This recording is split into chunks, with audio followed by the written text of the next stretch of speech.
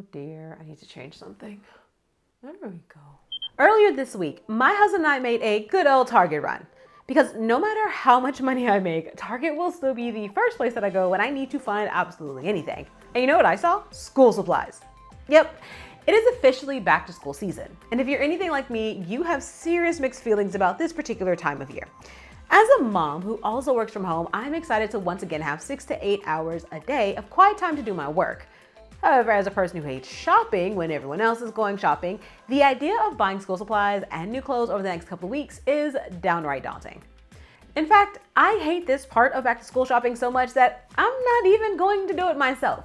Which reminds me, hey Lonnie, if you happen to be watching this video and I haven't gotten around to talking to you about this yet, can you go ahead and download the kids school supply list and get that knocked out for a player? Appreciate you, sis. Anyway, while I'm finally able to afford to actually outsource this particular task, I can't stop thinking about all the years when I couldn't, which is why today I'm sharing 8 money hacks to help you survive back to school shopping.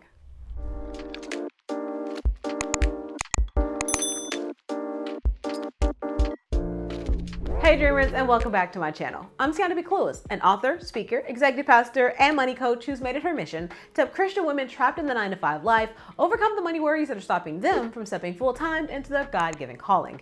And now that you know who I am, I want to ask you a quick question. Are you trying to pour out of an empty cup?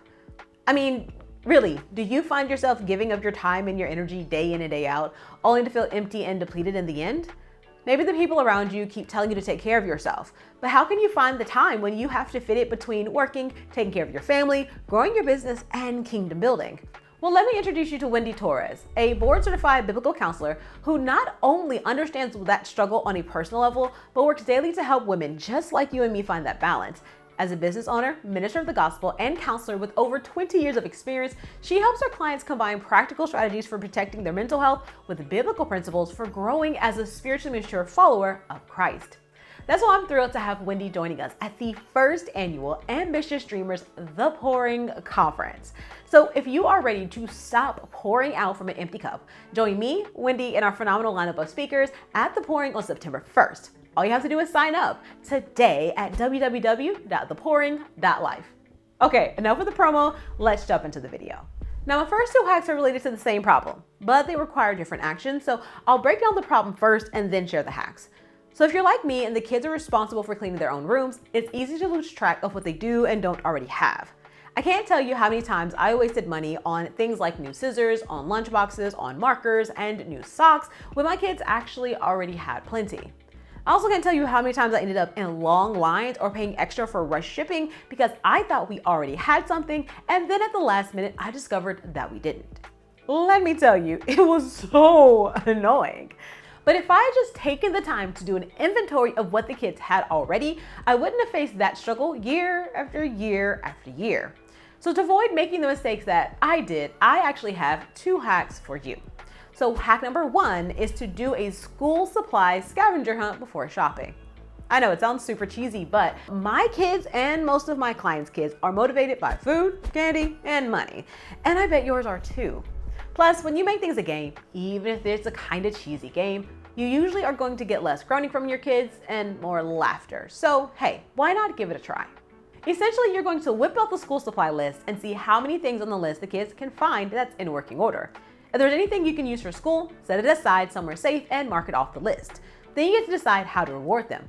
It could be a piece of candy for every usable thing they find, or you make it a fun competition with a prize for the child with the most usable finds. You know your kids best, so just go ahead and do whatever it is that's best for your family. But at least this way, the entire family is involved in the process and you're not stuck doing it all by yourself again. Hack number 2 is essentially another pre-shopping inventory, but for clothing. Each day, pick a kid, and you 2 work together to figure out what they have in their closet that's good enough to be deemed school clothes, what's play clothes, and what needs to be thrown out.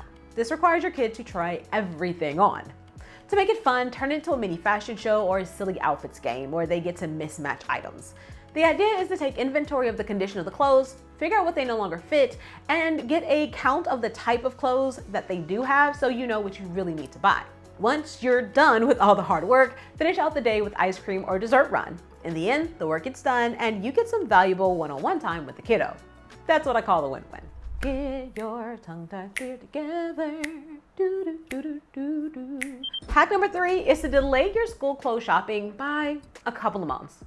If your kid has enough clothes to get them to school for a few months, this is a great cost-saving hack. The truth is that retailers often mark up kids' clothes and accessories during the back-to-school rush because the summer and early fall fashions are high in demand. Once you get towards October, November, the prices start to decline and these clothes even go on clearance. That means you get to save money on essentially the same clothes just by waiting. The beautiful part about it is that summer clothes can easily be layered for late fall and winter weather. So even though you waited a few months to buy your daughter a super cute dress that she wants, she can still show it off when she gets it in the winter by layering it with a cute jacket and a pair of tights.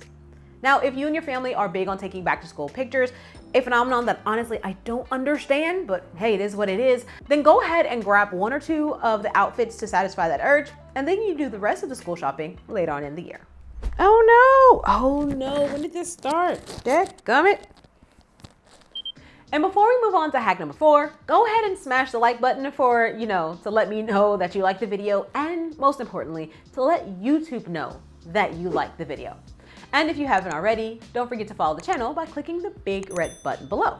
Now, I was originally going to give you a few seconds to do it, but I'm impatient. So yeah, let's just move on to hack number 4. Hack number 4 is to buy quality when it comes to high use items like backpacks, shoes, or binders.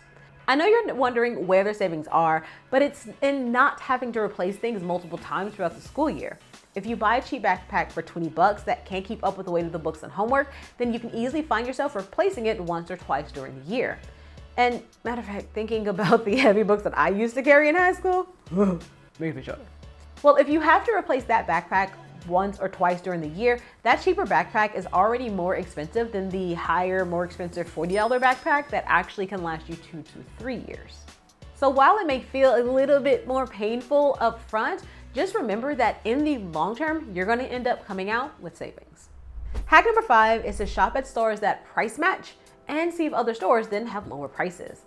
Now, this does require a little bit of research beforehand, but the idea is to reduce how many stores you have to visit so you can get back to making money instead of spending it. If you can find a store that price matches and can also find a sales ad for some of the products that you need at a lower price, you can just go to the store that price matches instead of hitting up all of the different individual stores in the ads. Now, you may spend a little extra time at the register going through the ads, but it'll still be faster than driving to another store, finding the item, waiting in line, and processing another transaction.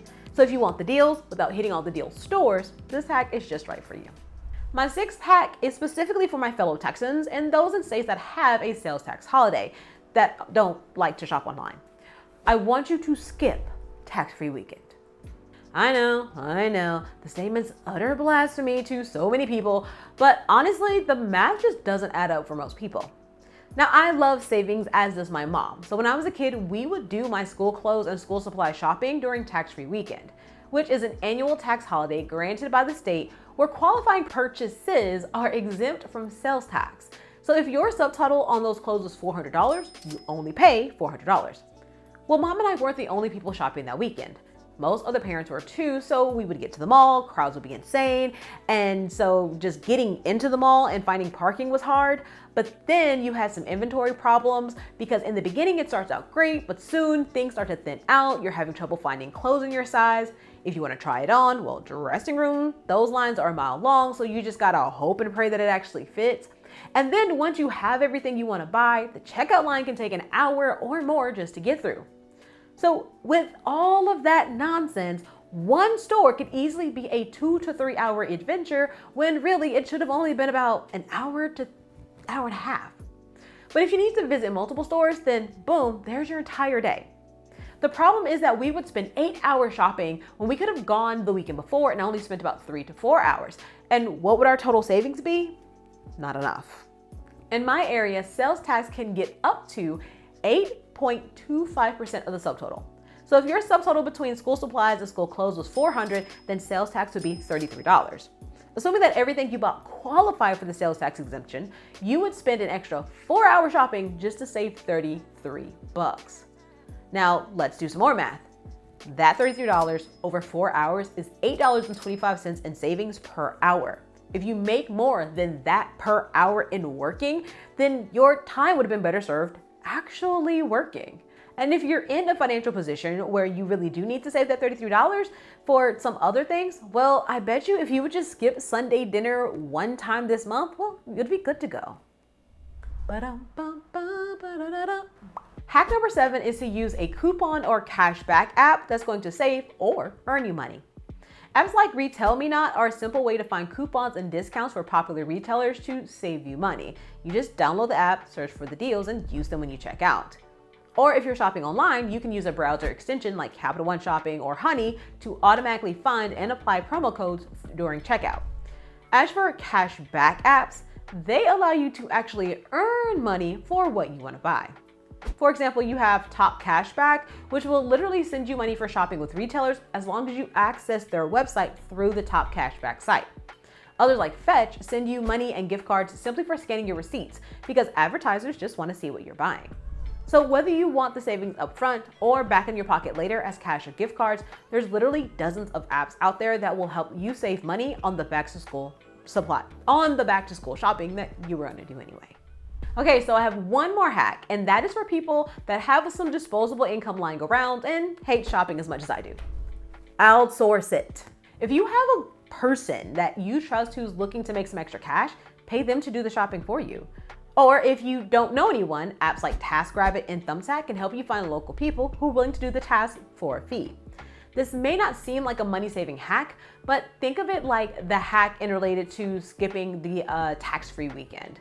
I want you to remember that your time is valuable. So if you can pay someone $50 to $100 to do the shopping for you, giving you back 3, 5, 6, 7 hours of your life, would it be worth it? What could you do with that time? If you're an entrepreneur, like many of my audience, you can certainly make that back plus more during the same time period.